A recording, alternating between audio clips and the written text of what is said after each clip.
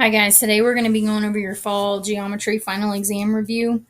On problem number 1, it says the segment PM has a midpoint at N.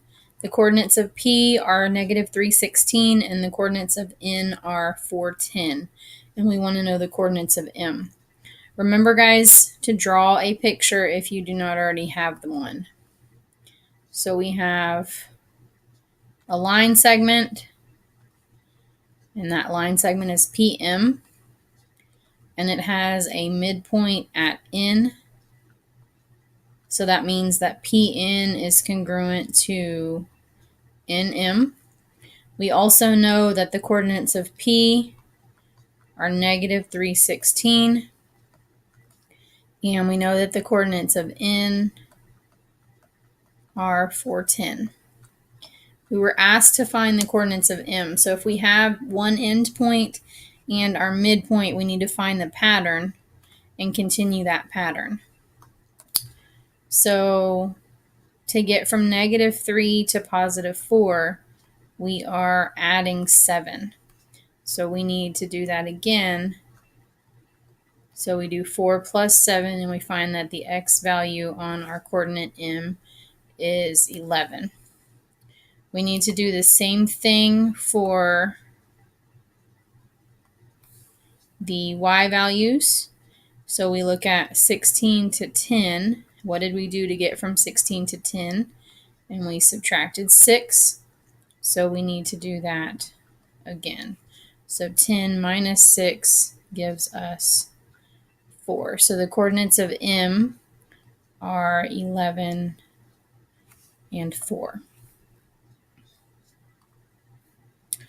On number 2, it says find the coordinates of B. That is 3/4 the distance from A to C. And we want what quadrant is that point located in. First thing we need to do, guys, is remember our quadrants. So I'm going to draw a little picture off to the side here so we can write down our quadrants. Remember, this is quadrant 1, this is quadrant 2, this is quadrant 3, and this is quadrant 4. We want to find the coordinates of the point that are 3/4 the distance from A to C. So first thing we need to do is find the distance from A to C.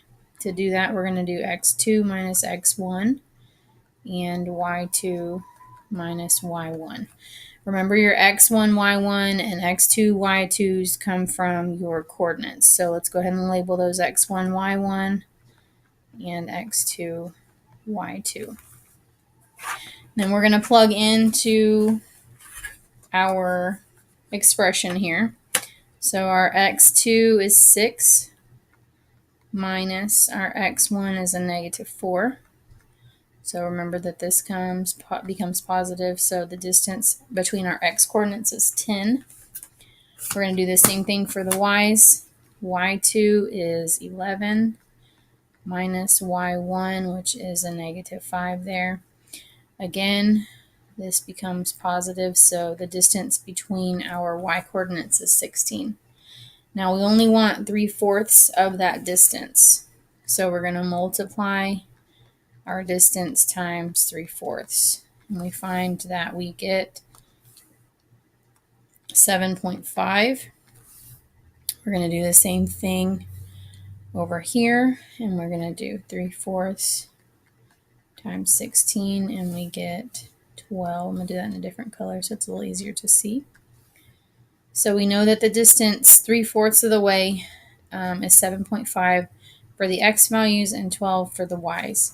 So now all we have to do is add that to our a coordinate. So negative 4 plus 7.5 equals 3.5, and negative 5 plus 12 gives us 7. So our new coordinate is 3.5, and 7. And if we plot that, since these are both positive, they will be in quadrant 1. We would go 3.5 and then up 7. So this point would be in quadrant 1. On number 3, we are given parallelogram PQRS, and we want to know what the slope of line RS is if the equation of line PQ is 2x plus 3y equals 7. So if we have a parallelogram,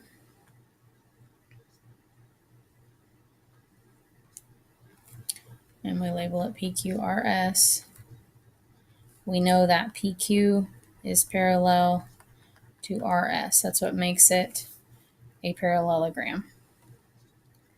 So we need to find out the slope of PQ then to be able to find the slope of RS, because they should be the same since they're parallel. So we have 2x plus 3y equals 7. Easiest way to find the slope of this line when we're given in standard form is to put it in slope-intercept form, or y equals mx plus b form. So we subtract 2x from both sides, and we get 3y is equal to negative 2x plus 7. And then we divide everything by that 3. So we get y is equal to negative 2/3 x plus 7 over 3. So the slope of RS then should be the same as PQ, which is a negative 2/3.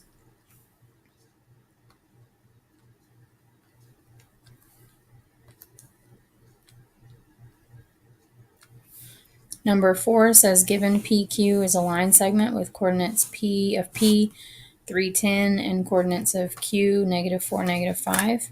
Write an equation of the line that is perpendicular to PQ and passes through Q. In order to do that, guys, we need to find the slope of our line segment PQ. So remember, when you are given 2 points, the easiest and quickest way to find the slope is to put them into a table. So we were given 310 and we were given -4, -5. Remember, your slope is the change in y over the change in x. Our change in y is -15 and our change in x is -7. So our slope of PQ is 15 over 7. Now we're writing a line that, the equation of a line that's perpendicular.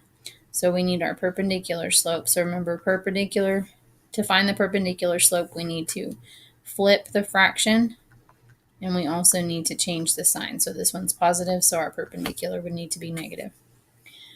Now we want it passing through point Q. So we need to label this x1 and y1, and we need to use our point slope form because we have a point and we have a slope that we're writing our equation from. So y minus y1 equals m times x minus x1. Now we plug in. Our y1 is -5, so again, make sure you have both the subtraction and the negative.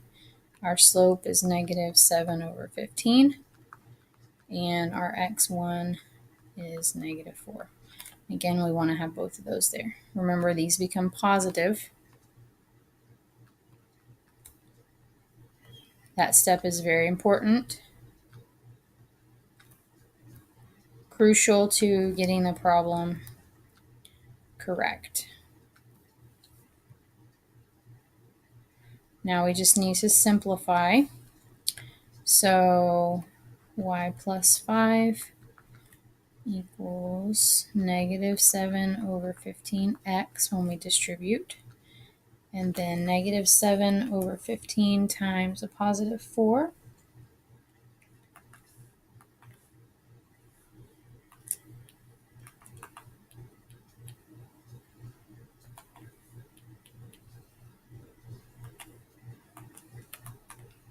Gives us -28 over 15.